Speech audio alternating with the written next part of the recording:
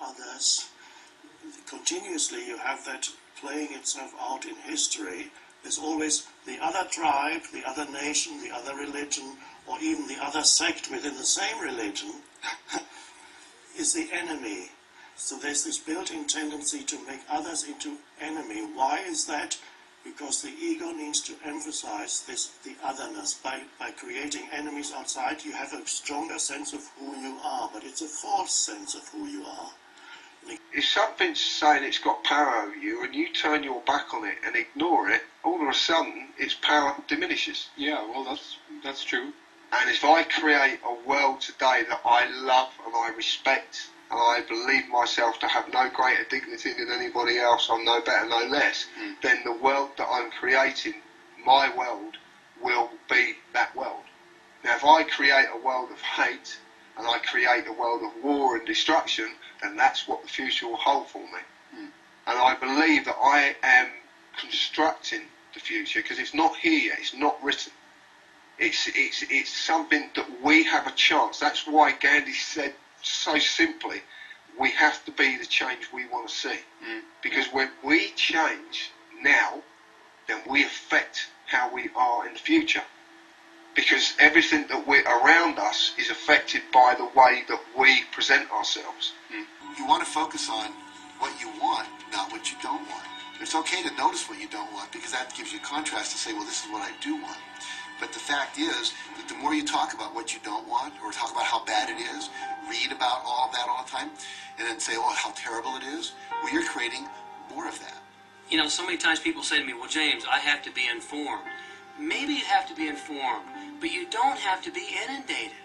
Learn to become still and to take your attention away from what you don't want and all the emotional charge around it, and place the attention on what you wish to experience. People who believe that the problems of this world can be solved if we just think harder about them. Have more committee meetings about the problems of the world and discuss them, and eventually they can be solved. They don't realize that the problems of the world are there because we have lost touch with the source out of which everything came. So by going into further differentiation, we cannot solve the problems, we'll actually increase them. So we need to balance now, return to the source, and going out into the world. It doesn't mean we don't do anything anymore. We can still create and do, but not lose ourselves in creating and doing and thinking. Lose ourselves in the mind, connecting. Eckhart Tolle, Carl Jung, Gandhi, Mother Teresa, etc. They all said it way before I did. And you can disagree with me, still, for sure. But if you still find yourself disagreeing with all these people, then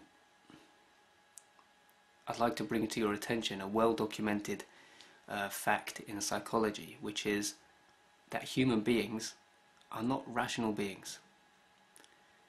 We do things for emotional reasons first, and then find logical justifications for those things later.